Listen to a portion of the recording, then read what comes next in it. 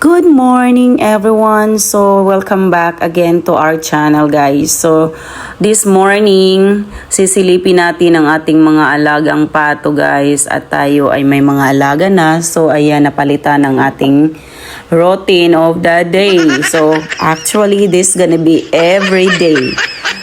And then, ayan, I woke up, nakasama ang aking maliit sa papakain dito at maaga siyang nagising para sabihin sa akin just to remind me na kailangan daw pakainin yung mga alaga naming ducks.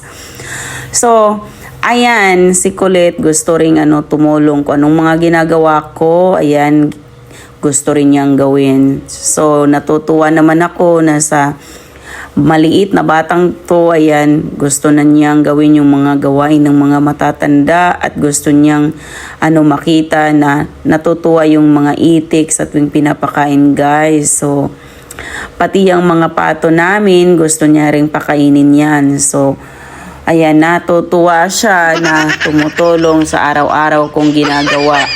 At pati sa aming mga bakuran, ayun, may mga tanim din ako doon sa unahan.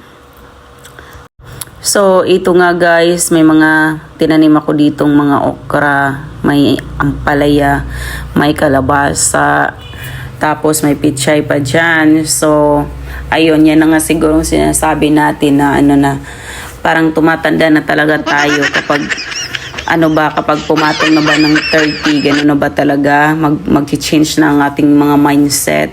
Pero ewan ko lang sa inyo kasi ako talagang gano'n, feel ko na ang aking katandaan. So at least napalitan ko na yung aking araw-araw at yun, may mga activity na tayo. So thank you Lord for this morning because ayan, nagising pa rin ako, char. Nagising tayo na ganito ang ating mga routine at hindi boring. Parang nafe-feel ko na may halaga na ang ating morning routine sa araw-araw. Tapos yan, may kasama akong taga-dilig at yan ang aking pamangkin.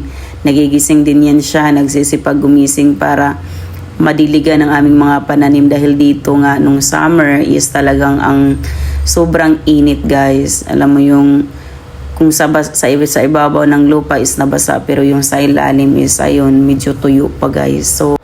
So dapat talaga guys na damihan yung tubig dyan sa pagdidilig at hindi lang talaga yung splash.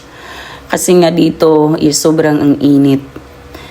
At kung magtatanim ka man, yung ilalim is talagang tuyo. So, namamatay yung gamot ng pananim natin. So, fast forward guys. Ayan, after sa mga few days, so, umabot to ng mga siguro more than a week like that. So, lumaki na rin ang aking mga alagang itik at yung aking alagang pato is nangingitlog na rin yan siya.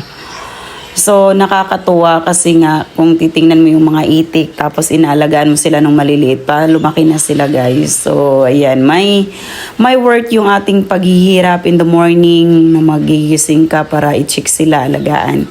Yan ang sinasabing sipag at tiyaga guys lang talaga para may maaani tayo guys. So, that's all our vlog for today. So, thank you for watching everyone and see you on our next vlog. Bye for now.